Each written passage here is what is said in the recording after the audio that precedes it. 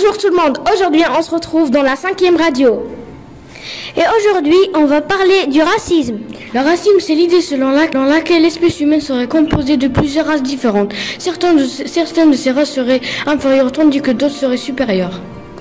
Depuis plusieurs semaines, des manifestations ont lieu aux États-Unis pour dénoncer le racisme envers les Noirs à cause de la couleur de leur peau. En France, des lois punissent les actes et aussi les paroles racistes. Alors, le meilleur moyen pour lutter contre le racisme reste l'éducation. Lina Hasnaoui a été victime de racisme. Voyons ce qu'elle pense. J'ai moi-même été victime par le racisme car j'étais métisse. Je peux que dire que c'était la pire chose dans ma vie. On est tous contre le racisme. Vive la liberté!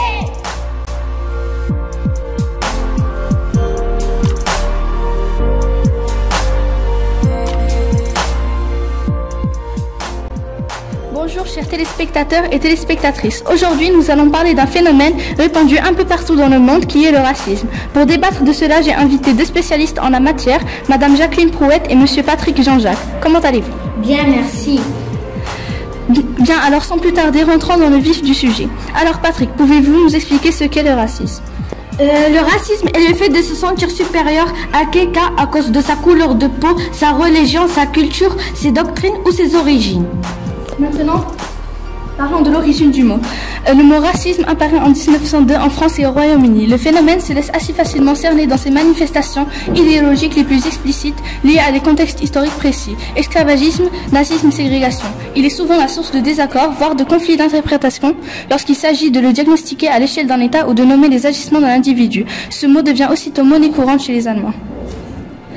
Alors, Madame Jacqueline, selon vous, quelle est la principale cause du racisme?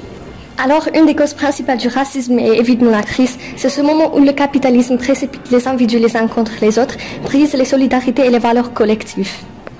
C'était le juif du XXe siècle, au début dans les années 1930, le rital ou le polac dans les années 1950. C'est aujourd'hui principalement le musulman, souvent pour désigner l'arabe ou le maghrébin, ou le rome, ou quiconque s'identifiera à cet autre soupçonné de vous prendre votre travail ou de creuser le déficit de la sécurité sociale. Le racisme peut provoquer des discriminations raciales, des propos racistes et des violences racistes. La discrimination raciale n'est pas nécessairement accompagnée de propos et de violences racistes et inversement. Des propos ou violences racistes peuvent exister sans pour autant qu'il y ait discrimination. Concrètement, le racisme est présent partout, au travail, dans la rue, dans le sport, sur l'internet et même à l'école. Les jeunes élèves issus de l'immigration sont souvent en situation difficile et exclus plus facilement de l'enseignement traditionnel. Voici quelques tristes exemples de discrimination ordinaire. Dans la rue, coup donné en groupe à une personne de couleur, insultes, violences policières racistes, contrôle d'identité discriminatoire. À l'école, les élèves issus de l'immigration sont souvent victimes d'inégalités dans leur scolarité au niveau de l'orientation scolaire, souvent orientés vers l'enseignement professionnel au niveau de l'école qu'ils fréquentent. Le niveau socio-économique dans leur entourage a évidemment une grande influence sur leur parcours scolaire. Au travail, possibilité d'emploi limitée pour les personnes d'origine étrangère, peu de diversité dans les médias, difficulté à des femmes à accéder à des postes à responsabilité et à avoir des salaires égaux à ceux des hommes.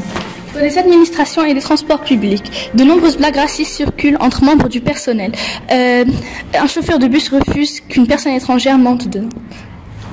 En matière de logement, le droit au logement est un droit fondamental et pourtant de nombreuses discriminations existent dans ce domaine. Refus de louer ou vendre une personne d'origine étrangère, refus de louer aux personnes dépendantes du CPAS, conditions financières plus exigeantes et garanties exigées pour les personnes d'origine étrangère.